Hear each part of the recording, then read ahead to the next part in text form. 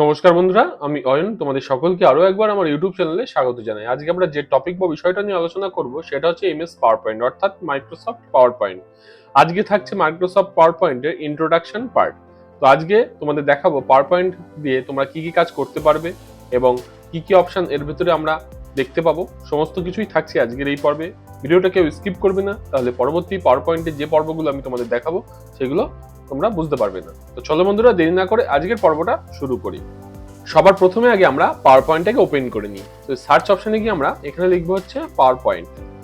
লিখলে একদম উপরে আমাদের চলে এসছে। তোমাদের যে ভার্সনে পাওয়ার পয়েন্ট থাকবে তোমরা সেটা ওপেন করে নেবে। ওপেন করার পর আমরা এমএস ওয়ার্ডেও কাজ করেছি, আমরা এক্সেলেও কাজ করেছি। তো এমএস ওয়ার্ডের ক্ষেত্রে আমরা ছিল ব্ল্যাঙ্ক ডকুমেন্ট, আর তোমাদের এক্সেলের ক্ষেত্রে ছিল কি, এক্সেলে ছিল ব্ল্যাঙ্ক ওয়ার্কবুক। আর পাওয়ার পয়েন্টের ক্ষেত্রে তোমাদের ওপেনিং এর সময় তোমরা এখানে দেখতে পারবে ব্ল্যাঙ্ক প্রেজেন্টেশন। অর্থাৎ তোমরা যদি নিজের মতো করে প্রেজেন্টেশন তৈরি করতে চাও তাহলে তোমরা পাওয়ার পয়েন্টে ব্ল্যাঙ্ক প্রেজেন্টেশন ইউজ করে তোমরা কাজ করতে পারবে। সবার প্রথমে আমরা এই ব্ল্যাঙ্ক প্রেজেন্টেশনে ক্লিক করব, ক্লিক করে ওপেন করে নেব।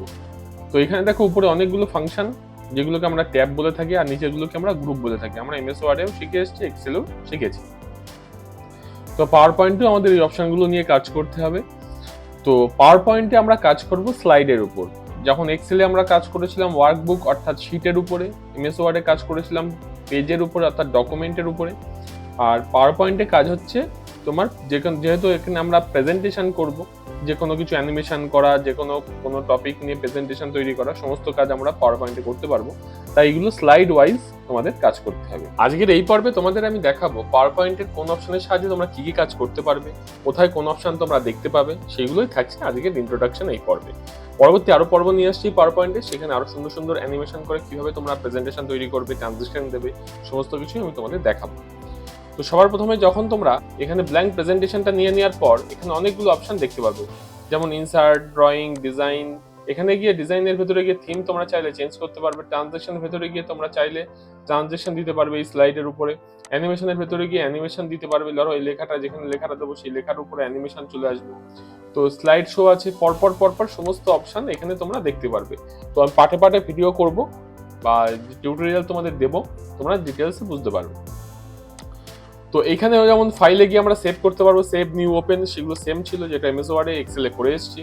ছবি আনার জন্য ইনসার্টে যাব, টেবিল করার জন্য এখান থেকে যদি টেবিল আনতে চাই কোনো প্রেজেন্টেশনের ভেতরে বা কোনো স্লাইডের ভেতরে, আমরা ইনসার্টের ভেতর থেকে টেবিলের ভেতরে গিয়ে কাজ করতে পারবো।